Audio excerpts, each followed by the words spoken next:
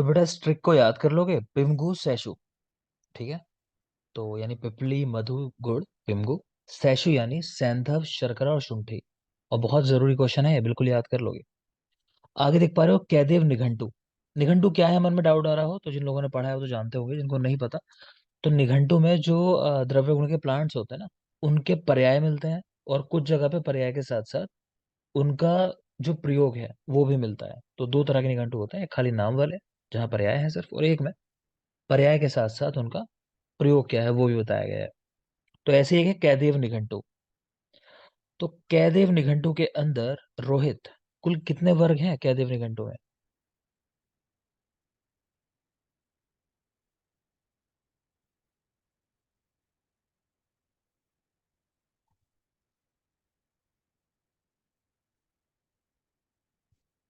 अंजलि। अंजलि ने शायद नहीं पढ़ा है। नहीं पता। लक्ष्मी। चलो जिसको पता है बोलो। 9 वर्ग। ठीक है, 9 है। और भी बताएं। 9 और 27। 57 तो नहीं है मुस्कान? सर 7 की लाइन में। 9 और 57 है जहां तक मैं रिकॉल कर पा रहा हूँ। तो 9 तो हमने ऐसे याद किया था, कैसे देव कि देव नहीं, नो मतलब। और साथ में 57 भी याद किया था। लेकिन चलो जो भी है, अब मुझे ये बताओ कि ऐसे एग्जाम निकालना एक्सपेक्ट करते हो? ये रखोगे तैयारी? द्रव्य गुण तो पीछे पढ़ के आए हो आप लोग। क्या हुआ? कुछ उनकी तरह मोटिवेशन दूं कुछ? जो लोग वो आते हैं बोलते हैं कि ऐसे जियो, ऐसा करो, वो वाली मोटिवेशन चाहिए क्या, झूठी वाली? आपको नहीं दिखाई दे रहा आप लोग क्या कर रहे हो? बेटा एग्जाम का टाइम आ रहा है बहुत करीब। बता रहा हूँ कि अब यहाँ से अपना नोटिस के लिए बिल्कुल तैयार रहो, नोटिस आने वाला है। AIPGT का तय बात है, बहुत जल्दी देखोगे, बहुत जल्दी देखोगे, टाइम हो चुका है। ठीक है, कोई काम नहीं है अभी NCISM के पास। रिविजिट कॉलेजेस में शुरू कर दी है, मतलब ये है कि कुछ और काम नहीं है, वो अपना काम निपटा चुके हैं सारे। ठीक है, तो जल्दी ही आपका नोटिस बिल्कुल आता ही होगा, हो सकता है रास्ते में मैं आज बात कह रहा हूँ, शायद एक दो दिन नोटिस आ जाए आपका, एग्जाम का पहला नोटिस। ठीक है। और जिनको नहीं पता, जो नहीं समझ पा रहे हो कि क्या कर रहे हो क्या नहीं कर रहे हो गलत, तो समझ लो, बार बार समझा चुका हूँ कि सिर्फ BMS करने के बाद, अब से पहले की कहानी है, जब तक नेक्स्ट नहीं था, है ना, अभी नेक्स्ट आ चुका है। सबको पता है ना, अभी पास करोगे तो नेक्स्ट देना है। नेक्स्ट के पहले की कहानी बता रहा हूँ कि नेक्स्ट करने के पहले आप ये कर सकते थे कि जाके कहीं जॉब शुरू कर सकते थे। अगर तुमको काम आता है, तुमने इमरजेंसी सीख ली है, कुछ काम सीख लिए हैं, तो ठीक है, हो सकता है तुमको 20-25 हजार तक मिल जाए स्टार्टिंग। ठीक है। उसके बाद आज के टाइम की अगर बात करें, जब तुमने नेक्स्ट देना है, ठीक है, नेक्स्ट के बिना क्या करोगे? हॉस्पिटल वाला काम कर ही नहीं सकते हो, पेशेंट वाला कोई काम कर ही नहीं सकते हो, पता है ना ये बात।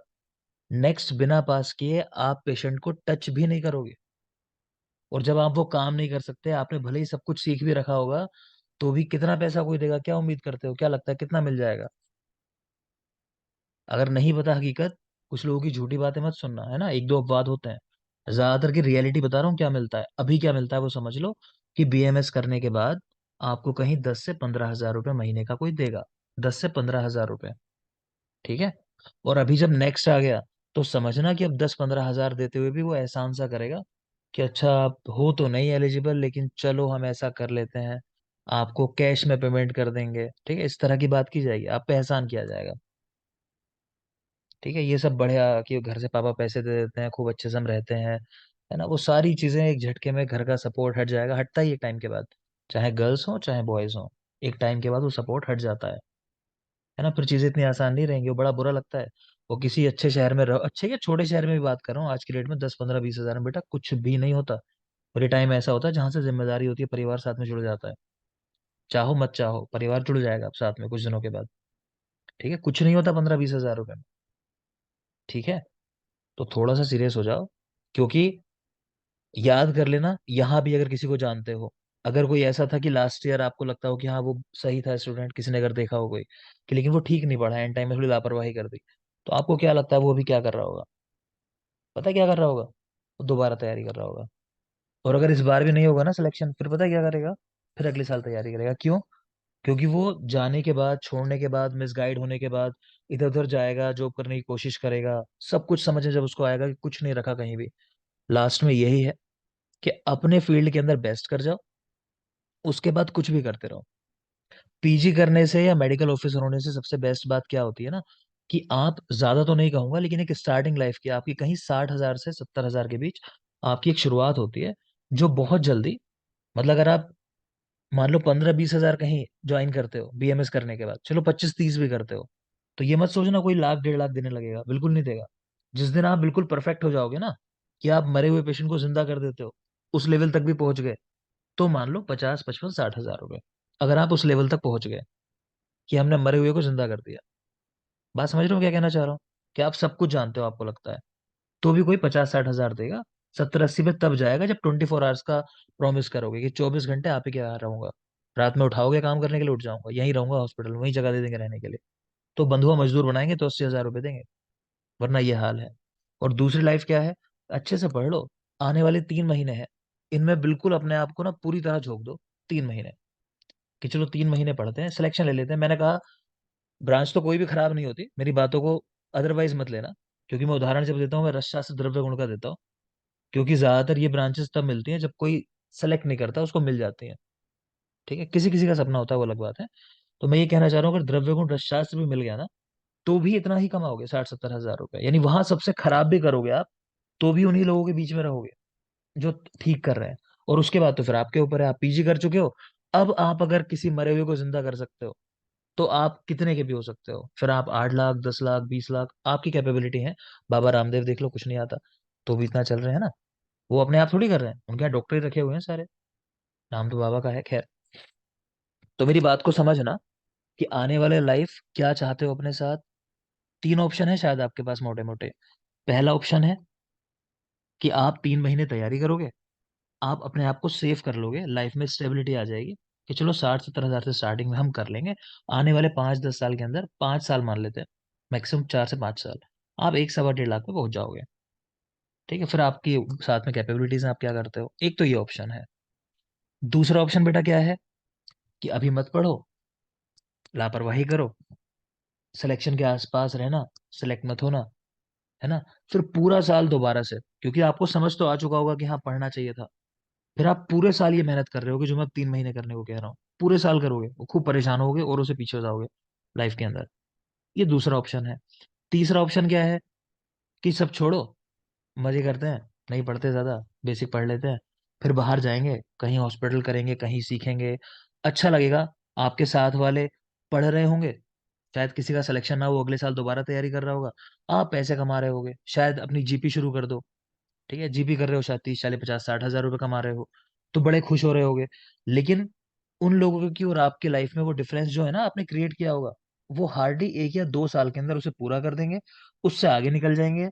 और वो कहीं कल को एमओ ही बन गया अगर गवर्नमेंट में, और आपके सेंटर पे आके खड़ा हो गया, तो शायद आप सीट छोड़ के खड़े हो जाओगे, उसके सामने शायद आप सीट छोड़ के खड़े हो जाओगे। तो ये अगली रियलिटी है। तो इन सब पे विचार कर लो। ठीक है, फर्जी का मोटिवेशन नहीं दे रहा, जो रियलिटी है वो दिखा रहा हूँ। तो इसे देख लो, समझ लो अच्छे से बेटा। नहीं तो अब डॉक्टर हो जाना खाली नाम के डॉक्टर हैं अब। जब तक आप चीजें नहीं जानते हो, अपना एग्जाम नहीं निकालते हो, चाहे एमबीबीएस कर लो तो भी उसके बाद एग्जाम देना है, चाहे बीएमएस करोगे तो भी एग्जाम देना है, वो एग्जाम निकालना, वो ये बताएगा कि आपको आपके फील्ड की नॉलेज है या नहीं है। और उसके बाद पीजी कर लेना, ये दिखाता है कि हाँ आप बाकी लोगों से काफी आगे खड़े हो गए हो, पीजी कर लिया तो। ठीक है, तो टारगेट फिक्स रखो, लापरवाह मत हो, फिर जो कर रहा हो वो कर लेना लाइफ में। इतना कर लो मेरे कहने से, 3 महीने खूब अच्छे से पढ़ लो, एक सीट अपनी सिक्योर कर लो, चाहे तो एमओ की, चाहे तो एमडी की। फिर आपका मन है, फिर मैं कहूंगा भी नहीं कि अब ये करो, कोई भी नहीं बताएगा फिर लाइफ में आपको।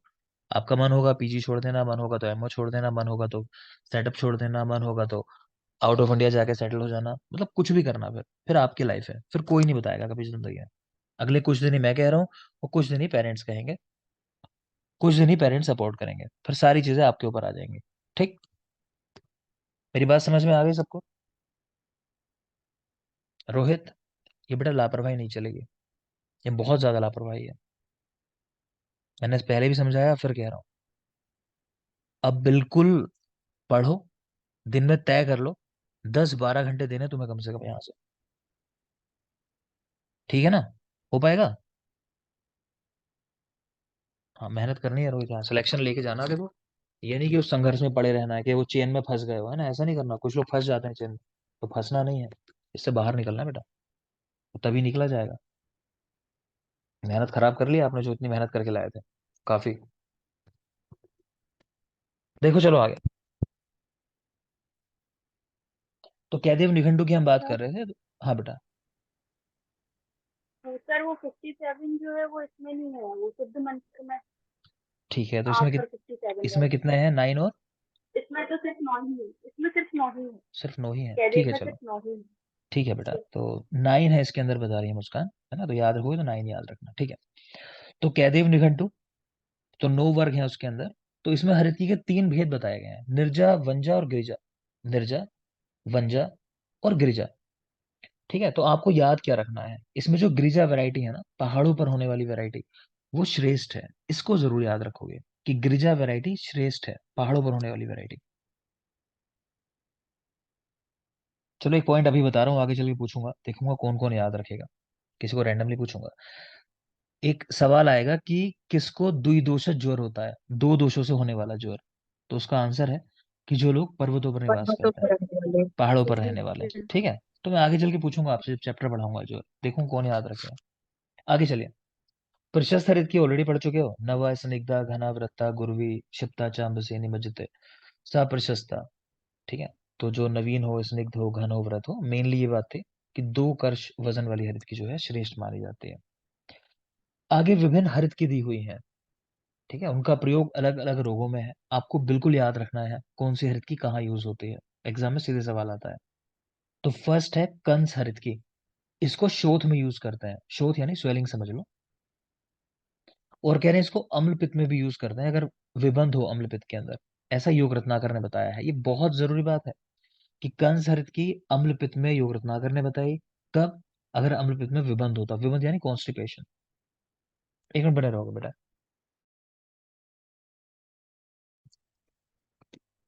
देखोगे। तो बेटा यहाँ विभिन्न हरित की दी हुई है और उनका प्रयोग कहाँ कहाँ करते हैं वो लिखा हुआ है। तो कंस हरित की शोथ में यूज करते हैं। ठीक है, लेकिन इससे जरूरी बात है कि अम्ल पित्त में अगर विबंध हो जाए तो योग रत्नाकर ने कहा इसको यूज करने के लिए, ज्यादा जरूरी बात है। दूसरा दंती हरित की देख पा रहे हो, कफज गुल में यूज करते हैं। दंती हरित की इन कफज गुल। गोमूत्र हरित की इन पांडु रोग, पांडु एनीमिया के साथ रिलेट करना है, तो गोमूत्र हरित की इन पांडु। चित्रक हरित की नासा रोग, चित्रक हरित की नासा रोग। फिर है वशिष्ठ हरित की, वो वशिष्ठ नहीं वशिष्ठ है, वशिष्ठ हरित की इन कास रोग।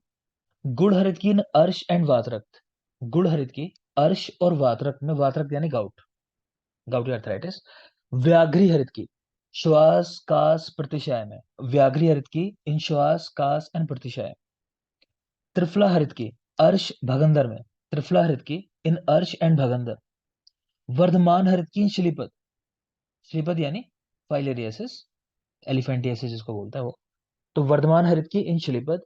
और अमृता हरित की इन अग्निमांदय, योग रत्नाकर ने दी अमृता हरित की अग्निमांदय। चलो बेसिक क्वेश्चन पूछ लेता हूँ। पवन, पवन है,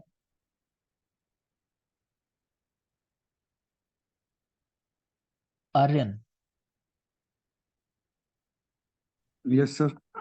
बेटा अमृता किसका पर्याय है? सर अमृता उसका गिलोय का। गिलोय का। और अमृत? सर इसका हरित की का। हरित ना की ना का सर। है। और वचनाप का भी है। ठीक है, हाँ वचनाप बस का भी साहब है। का। मेन वचनाप का याद रखोगे, ठीक है चलो। Yes sir. देखोगे। ठीक है बेटा, माइक ऑफ कर लोगे। तो कंस हरित की शोथ में यूज करते हैं, दंती हरित की कफज गुल्म में, दंती हरित की कफज गुल्म, गोमूत्र हरित की पांडु, है ना, लिखा होगा आप लोगों को कि गोमूत्र का प्रयोग करते हैं पांडु के अंदर वैसे भी। तो गोमूत्र हरित की पांडु, चित्रक हरित की नासा रोग। तो मेरा इसमें सीधा लॉजिक ये है कि मुझे नासा बनानी नहीं आई आज तक भी, अब तो बनाने लगा शायद से। ठीक है, तो श्रेय जैसा लग रहा है वैसे जो मैंने बनाया। तो चित्रक हरित की नासा रोग। ठीक है, नासा रोग में यूज करते हैं। चित्रक हरित की, तो याद रखना। वशिष्ठ हरित की कास्ट, देखो वशिष्ठ ऋषि थे, नाम से समझ में आता है कि ओल्ड एज है ना, तो ओल्ड एज में ज्यादातर जैसे खांसी जैसी समस्याएं हैं, कास या श्वास रोग ये कॉमनली हो जाते हैं, तो ऐसे याद रख सकते हो, वशिष्ठ हरित की इन कास। गुड़ हरित की इन अर्श एंड वातरक्त, गुड़ हरित की अर्श में और वातरक्त के अंदर। अर्श में ऐसे याद रख सकते हो कि आप देखोगे कि जिन लोगों को कॉन्स्टिपेशन रहता है ना, तो ऐसा बोलते हैं कि गुड़ जो होता है शक्कर के कंपैरिजन में वो अच्छा लेक्सेटिव है। तो कई लोग ना शक्कर का दूध जैसे चीनी का नहीं पीते, फिर वो गुड़ का या इसका शक्कर का इस्तेमाल करते हैं, तो उस तरह भी रिलेट कर सकते हो। गुड़ हरित की अर्श के अंदर है ना, अर्श में ये तो होता है, स्टूल हार्ड हो जाता है। व्याघ्री हरित की श्वास कास प्रतिशाय के अंदर, व्याघ्री हरित की इन श्वास कास प्रतिशाय। त्रिफला हरित की, तो त्रिफला वैसे भी अर्श भगंदर में आपने देखा यूज किया जाता है, तो त्रिफला हरित की इन अर्श एंड भगंदर। वर्धमान हरित की इन श्लीपद, वर्धमान नाम ही है बढ़ा हुआ, है ना, वर्धमान। तो श्लीपद के अंदर क्या होता है, एलिफेंटियासिस या फील पाओ, तो उसमें पैर बहुत बड़े बड़े हो जाते हैं लोगों के, देखोगे तो अक्सर, है ना, तो वैसे रिलेट कर सकते हो कि वर्धमान तो श्लीपद। अमृता हरित की, तो आज से अमृता, आज से अग्नि मान दे, ऐसे याद कर लो, तो अमृता हरित की अग्नि मान दे। नेक्स्ट चलेंगे। अब यहाँ हरित की सर के, एक हरित भी कास्ट में होता है ना? कौन सा बेटा? अगस्त्य हरित की। हाँ, अगस्त्य हरित की विकास में है, करेक्ट है। अगस्त्य हरित की वो भी कास्ट में ही होता है, लिखना चाहो तो लिख लो, अगस्त्य हरित की ओजन कास्ट, अगस्त्य हरित की वो भी कास्ट में ही है। नेक्स्ट देख रहे हैं श्लोक नंबर 29 से है ये 34 तक, हरित की गुणधर्म बताए हुए हैं, तो वहां से जरूर चीजें निकाल के लिखी है। चर्विता वर्धत्य अग्नि, पेशिता मल शोधनी, सुन्ना संग्रहणी, पथ्या भ्रष्टा प्रोक्त दोषों की। ये श्लोक तो आपने देख लिया बेटा, ये श्लोक तो आप याद कर चुके हो, ठीक। अगला श्लोक देखोगे, ये सुश्रुत का श्लोक है अगला वाला भी। स्तोकम स्तोकम विबद्धम व साशूलम युवति सार्यते, अभ्य पिपली कल के सुखोष्ण स्तंभ रेचेत। ये क्या है श्लोक, कह रहे हैं स्तोकम स्तोकम विबद्धम यो साशूलम अति सार्य, यानी कोई व्यक्ति रुक रुक कर मल का त्याग करता हो, बंधे हुए मल का त्याग करता हो, और साथ में उसको शूल भी होता हो, ठीक, इस तरह का अतिसार हो रहा है उसको, अतिसार है जहां बार बार उसको मल त्याग हो रहा है और शूल भी हो रहा है। तो कह रहे हैं क्या देना चाहिए, तो अभ्या पिपली कल्क उसको देना चाहिए। अभ्या और पिपली यानी हरित की और पिपली का कल्क बना के, पेस्ट बना के उसको देना चाहिए विरेचन कराने के लिए। ये क्या कंडीशन है, ये कंडीशन है बेटा किसी को अतिसार हुआ है, ठीक है, और वो परेशान है कि बार बार उसको मल त्याग हो रहा है, ठीक है, अब उसको शूल भी होने लगा, तो अब क्या करोगे, तो कह रहे हैं वहां एक बार विरेचन करा दो कि जो भी मल रुका हुआ है सारा एक बार निकाल दो आप, फिर उसको कंडीशन नहीं होगी बार बार, ठीक है। तो याद रखना श्लोक देगा स्तोकम स्तोकम विबद्धम, यहाँ क्या दोगे, तो अभ्या पिपली कल्क। हरित की 5 रस वाली है, हरित की पंचरसाम औषणाम लवणाम हित शिवाम दोषानुलोमिनी वैस्य स्थापनी पराम सर्वरोग प्रशमनी बुद्धि इंद्रिय बल प्रदाम स्मृति बुद्धि प्रमोहम च जय शीघ्रम। हरित की बाकी तो आप जानते हो। एक बात तो ये देखोगे कि वैसा स्थापनी पराम मतलब है आयु को रोक देने वाली होती है, लेकिन आप लोगों ने अग्रे पढ़े हैं चरक सूत्र 25, तो वहां आपने देखा है कि वह स्थापना नाम किसके लिए कहा गया, आमल आमलकी की। की। आंवला, ठीक है ना। तो याद रखना, अगर क्वेश्चन बना रखा है कि बताओ इनमें से वह स्थापना नाम कौन है या वह स्थापन करने में श्रेष्ठ कौन है, तो ऑप्शन में हरित की भी लिख दिया पहले ही, दूसरा आंवला लिख दिया, तो आपको ध्यान रखना है अगर एक कंसिडर करना हो तो आंवले को कंसिडर करोगे, ठीक है। अगर आंवला नहीं दिया हुआ तो हरित की के साथ जा सकते हो, अदरवाइज फर्स्ट प्रायोरिटी। हाँ बेटा बोलो। सर एक बार फिर बताना, मेरा थोड़ा फोन स्विच ऑफ हो गया था ना। रजत ने बोला है अपना नाम। ठीक है, माइक ऑफ कर लोगे। तो हरितकी के बारे में बेटा बता रहा था मैं, हरितकी क्या है कि 5 रस वाली होती है, कई बार देख चुके हो अब तो कि लवण रस नहीं होता, हरे आम के मध्य, हरित की आंवला के मध्य, इन तीनों के अंदर, ठीक। दूसरा यहाँ एक वर्ड लिखा है वै स्थापनी पराम, इसका मतलब है आयु को रोक देने वाली है हरित की, मतलब आयु वैसे नहीं कि जीवन रोक देगी, मतलब आप जैसे हो वैसा बना के रखेगी, यंग हो यंग बना के रखेगी, ठीक है। लेकिन अगर आपसे एग्जाम में सवाल पूछा जाए कि इस कर्म को करने में श्रेष्ठ कौन है, मतलब वै स्थापनी पराम, ये कैरेक्टर बेस्ट किसके अंदर है, तो बेस्ट आंसर है आंवला, तो पहली प्रायोरिटी आंवला की या आंवले के साथ जाओगे। अगर वो नहीं दिया हुआ तब हरितकी के साथ जाओगे। अगेन जिनको नहीं पता, तो ये चीज हम कैसे डिसाइड करते हैं कि कौन सी श्रेष्ठ है, कई जगह पे, तो चरक सूत्र 25 के अंदर चरक ने अग्रे बताए हुए हैं कि ये चीजें बेस्ट हैं, पहले उनको सोचना है फिर कुछ और सोचना है। तो हम पहला आंसर वहां देखते हैं कि वहां कुछ तो नहीं कहा हुआ, अगर वहां कहा हुआ है तो उसको लेते हैं, नहीं कहा कुछ तो ठीक है फिर जहां रेफरेंस मिलता है उसके हिसाब से। क्लियर? तो आंवला फर्स्ट, हरितकी सेकंड नंबर पे इस ऑप्शन के साथ अगर जाना है तो। दूसरा, यहाँ एक लाइन देख पा रहे हो, स्मृति बुद्धि प्रमोहम च जयेत शीघ्रम हरितकी, कि किसी की बुद्धि ठीक से काम ना कर रही हो, मोहित हो गई हो, तो उस चीज को भी हरितकी जो है ठीक कर देती है। तो ये लाइन भी आप याद रखोगे, रख के पूछेगा किसके लिए कहा गया, स्मृति बुद्धि प्रमोहम च जयेत शीघ्रम, फिल इन द ब्लैंक, क्या आएगा यहाँ पे, ये हरितकी याद रखेंगे। नेक्स्ट देखिए, हरितकी आम्ल के मध्य 5 रस होते हैं, लवण रस नहीं होता। क्षार और रसोन, इनमें भी 5 रस होते हैं, अम्ल रस नहीं होता। भल्लातक में भी 5 रस होते हैं, मधुर रस नहीं होता। ठीक है, तो हरितकी आम्ल की मध्य में लवण नहीं होता, क्षार रसों में अम्ल नहीं होता, भल्लातक के अंदर मधुर रस नहीं होता, ऐसा याद रखेंगे। नेक्स्ट पॉइंट आता है, हरितकी सेवन के अयोग्य कौन है, किसको नहीं खानी चाहिए। पीछे आपने देखा था रसायन के सेवन योग्य कितने लोग नहीं है, तो 7 लोग, 7 नंबर था वहां। ठीक है, यहाँ है हरितकी सेवन के अयोग्य। तो अजीर्ण, रूक्षभुज, स्त्री मध्य विषकर्षिता, शुद्ध तृष्णा अर्दिताश्चा।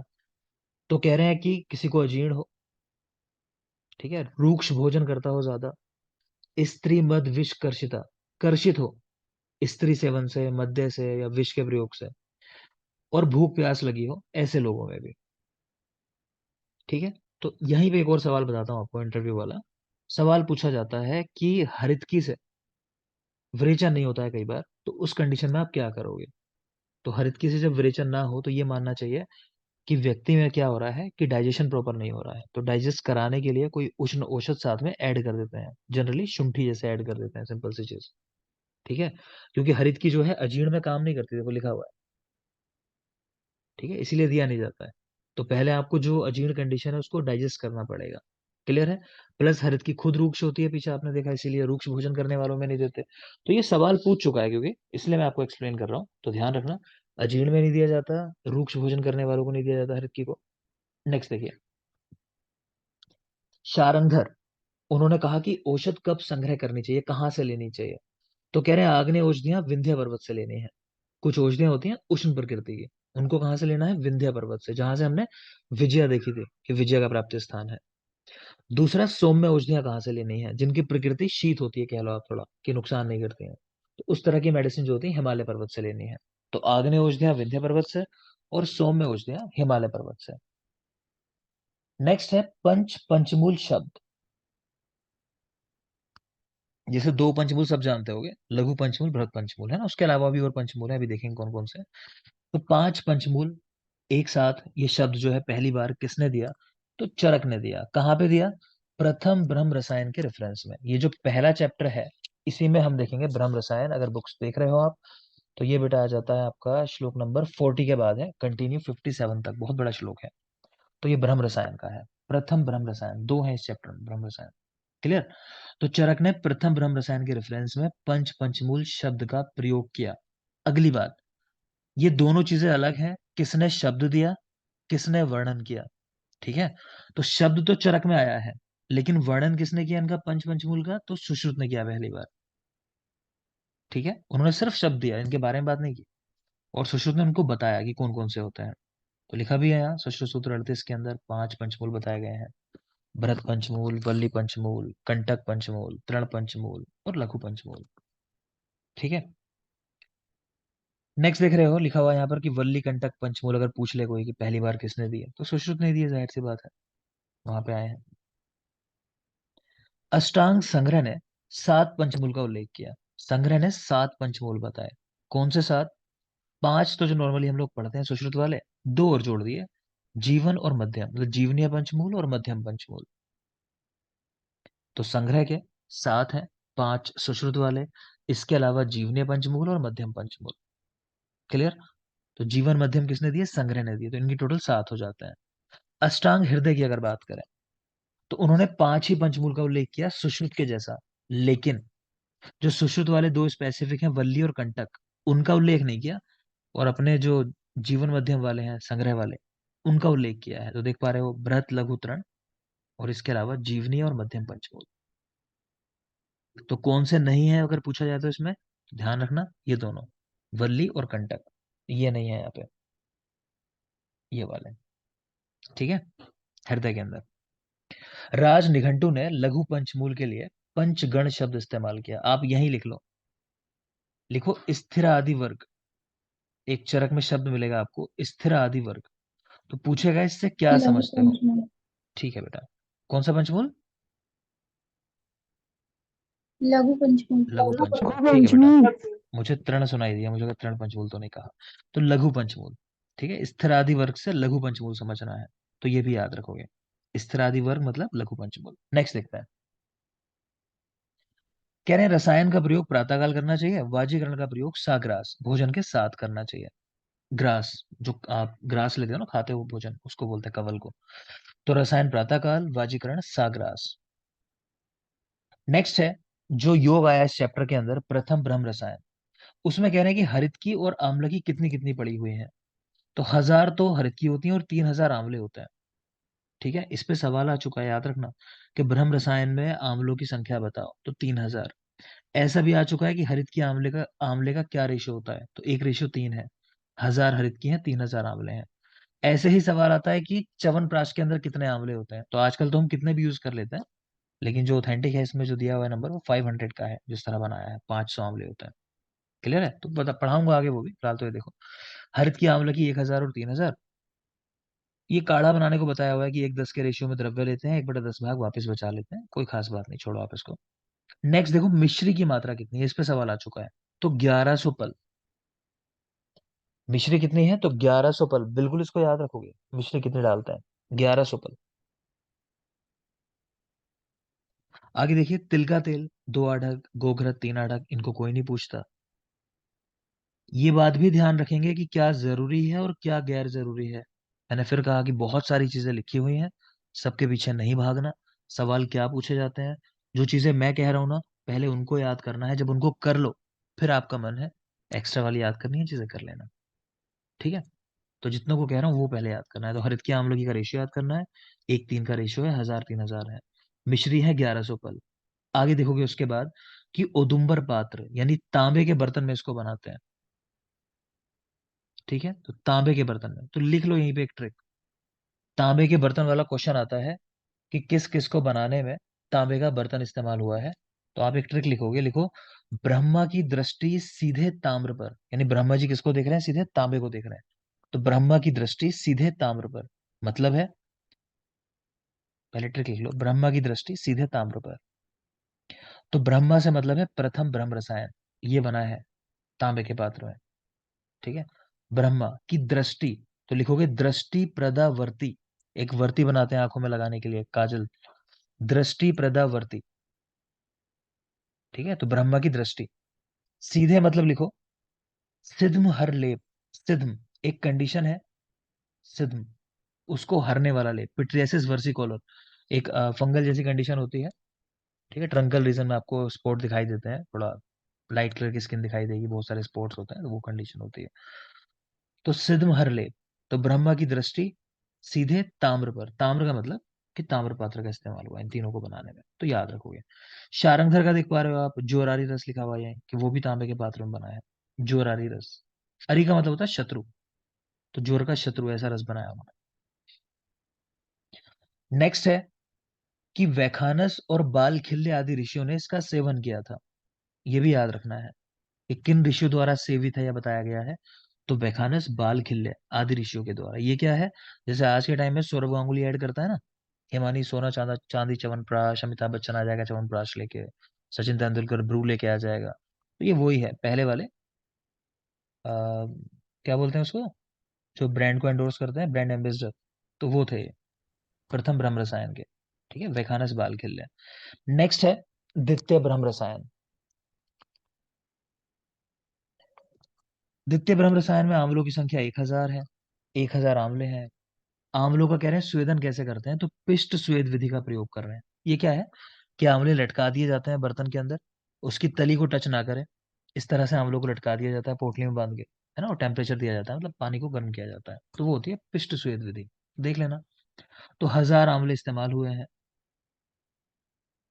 प्लस इसके अंदर स्वर्ण रजत ताम्र लोह प्रवाल आदि द्रव्य पड़े हुए हैं, 1/8 भाग में कह रहे हैं। ये बात क्यों लिखी और क्या इंपॉर्टेंस है, देखो, आपको मैंने सूत्र स्थान के टाइम पे भी बताया होगा कि जो चरक थे या सुश्रुत थे, तो तो इन लोगों को ना भस्म बनानी नहीं आती थी धातुओं की। धातुओं की भस्म बनाना एक बहुत कॉम्प्लिकेटेड प्रोसीजर है पूरा, अभी रसशास्त्र देखा आप लोगों ने। तो मारण करना पड़ता है, शोधन करते हैं, बहुत चीजें हैं पहले। ठीक है, तो इनको भस्म बनानी नहीं आती थी, ये लोग भस्म बनाना नहीं जानते थे धातुओं की। ठीक। तो यहाँ पे लेकिन धातुओं के नाम आए हैं। तो इनको कैसे इस्तेमाल करते थे ये लोग? इनका फाइन पाउडर बना लिया करते थे। ठीक है ना, तो भस्म नहीं थी वो फाइन पाउडर था जो ये लोग इस्तेमाल करते थे, याद रखना। पहली बार धातु भस्म निर्माण विधि कहाँ आई? तो वही लिखा हुआ है, संग्रह। तो चरक सुश्रुत नहीं जानते थे, वाग्भट जानते थे भस्म बनाना। अच्छा, ये लोग भस्म जानते तो थे, लेकिन किसकी? काष्ठ औषधियों की, लकड़ियों की भस्म बनाना जानते थे, उसमें आसान काम होता है, जला दो, बन गई। क्लियर। आगे देखेंगे, गुण दे रखे हैं ब्रह्म रसायन के। तो श्लोक लिखा है, धरणीधर सारश्च वायुना संविक्रमः सा भवत्या विषम चास्य गात्रे संपद्यते विषम। ठीक है, तो इसका मतलब है कि व्यक्ति जो है जो भी सुनता है उसको याद हो जाता है, वायु के समान विक्रम वाला हो जाएगा। ठीक है, उसके शरीर पर अगर विष लग जाए गलती से या खा ले वो, तो शरीर के ऊपर विष का प्रभाव नहीं पड़ता। तो आप श्लोक याद रखोगे किसके रेफरेंस में आया है। ठीक है, तो ब्रह्म रसायन के रेफरेंस में आया, द्वितीय ब्रह्म रसायन के। लिख लेना, द्वितीय ब्रह्म रसायन। और इसमें ना रिसेंटली एग्जाम में क्वेश्चन आया था, तो ये वाली लाइन नहीं पूछी थी, तो जो दूसरी लाइन है वो भी लिख लोगे जरा, लिख लेंगे जल्दी से। लिखोगे,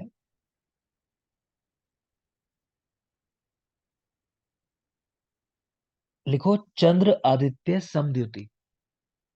मैं लिख रहा हूँ स्क्रीन पे, अगर नहीं लिख पाओ तो। चंद्र आदित्य एक साथ मिले हुए हैं, चंद्र आदित्य। ठीक है, समद्युति मतलब चंद्रमा की और सूर्य की तरह व्यक्ति की आभा हो जाती है, मतलब। तो चंद्र आदित्य समद्युति। नेक्स्ट लिखोगे, अगली लाइन लिख लेना, लिखो, श्रुतम धार्यते। वो जो सुना उसको धारण करते हैं, श्रुतम धार्यते। सत्वम आर्षम, ऐसा, सत्वम आर्षम, आर्ष सत्व हो जाता है, सत्वम आर्षम। चास्य प्रवर्तते, चास्य प्रवर्तते। मैंने स्क्रीन पे लिख दिया है, चंद्र आदित्य समद्युति। ठीक है, श्रुत धार्यते, चास्य सत्व, सत्वम आर्षम परिवर्तते। मतलब क्या है इसका? कि व्यक्ति की एक तो आभा जो है वो चंद्रमा की तरह, आदित्य की तरह हो गई, और दूसरी बात लिखी है कि जो सुना उसको धारण कर लिया, और उसका सत्व जो होता है वो कैसा हो जाता है? आर्ष सत्व। आर्ष सत्व कहते हैं ऋषियों के समान, है कि जैसे उनको मतलब पवित्र हो जाते हैं मन से, अपने सत्व वाले हो जाते हैं, श्रेष्ठ, उस तरह के व्यक्ति बन जाता है। तो ये किसके गुण है? द्वितीय ब्रह्म रसायन के। एग्जाम में लाइन रख के पूछी गई थी कि किसका गुण है, और मुझे लगता है शायद दोनों ऑप्शन दिए थे वहां, प्रथम ब्रह्म रसायन, द्वितीय ब्रह्म रसायन, च्यवनप्राश, ऐसा करके रखे थे। बड़ा मुश्किल हो जाता है ऐसा क्वेश्चन। तो द्वितीय ब्रह्म रसायन के हैं। ठीक है, कोई सवाल है किसी का जो पढ़ा है इसमें? कुछ सवाल, कुछ समझ ना आया हो? सर हाँ बेटा। सर तोबरा परम एक बार बता दीजिए। बेटा, तुवरा का मतलब होता है कि कषाय रस। तो हरित की जो होती है ना, उसमें भले ही 5 रस होते हैं, लेकिन तुवरा यानी कषाय रस में श्रेष्ठ है। अगर मैं अपना एक्सपीरियंस बताऊं, तो मैंने एक बार एक पेशेंट को, जब मैं पहली बार जामनगर एमडी करने गया था, तो मैंने शायद बताई भी होगी ये बात, कि एक पेशेंट आया था हरिद्वार से ट्रीटमेंट कराने के लिए अपना, और मैंने उसको, जामनगर में बड़ी फेमस है एरेंड भ्रष्ट हरित की, बहुत चलती है वहां संशोधन कराने के लिए, तो मैंने वो उसको दे दिया।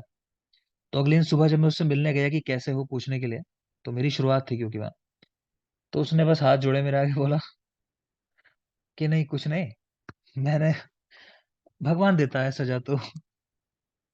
वो बाबा था एक, वो बोला आपकी गलती नहीं है, सजा तो भगवान देता है, मैंने भी जीवन में पाप तो किए ही हैं डॉक्टर साहब, तो मुझे ये दंड मिला कि मैंने खाई। तो उसने क्या किया, उसने खा लिया और उसके मुंह के अंदर चिपक गई होगी। तो मुझे बता रहा कि डॉक्टर साहब मैंने बहुत कोशिश की, सब लोग इकट्ठा हो गए कि मेरे मुंह से निकल जाए, तो वो निकले ही नहीं। ठीक है ना, तो उसने इस तरीके से बताया कि वो परेशान था, और मुझे इतनी हंसी आई उसकी बात सुन के। ठीक है, क्योंकि एक तो टेस्ट ऐसा होता है, और वो चीज निकले ना, क्योंकि इतना फाइन पाउडर हो जाता है ना, वहां क्या करते हैं, वहां जैसे भावना देते हैं ना, तो एरंड तेल में डाल के उसको चलाते रहते हैं, तो बहुत फाइन पाउडर बन जाता है सूखने के बाद। तो बड़ा मुश्किल से वो निकल पाता है, इतना बारीक हो जाता है कि चिपक जाता है मुंह के अंदर, अगर ठीक से नहीं खाया आपने। तो खैर ये बात है तुवरा पराम की कि कषाय रस वाली होती है। चलो टाइम ब्रेक का हो रहा है, ब्रेक के बाद क्वेश्चन आंसर सेशन करोगे। और बेटा क्वेश्चन आंसर कौन नहीं कर रहा मैं खुद पर्सनली आके देखूंगा आज, जो नहीं करेगा मैं तय बता रहा हूँ कि मैं क्लास नहीं करने दूंगा। या आप क्वेश्चन आंसर क्यों नहीं कर रहे हो, ये बहुत गलत बात है। ठीक है, ब्रेक है 10 मिनट का, ब्रेक के बाद वापस आओगे। नए लोगों के लिए नहीं है कंपल्शन अभी, लेकिन बाकी जो लोग पढ़ रहे हैं सबके लिए कंपल्शन है, सेशन करना ही करना है। मुस्कान ब्रेक के बाद लेता हूँ, आपको कोई सवाल है शायद? टाइम खत्म हो रहा है, ब्रेक के बाद ही लेता हूँ 10 मिनट के बाद। Thank you.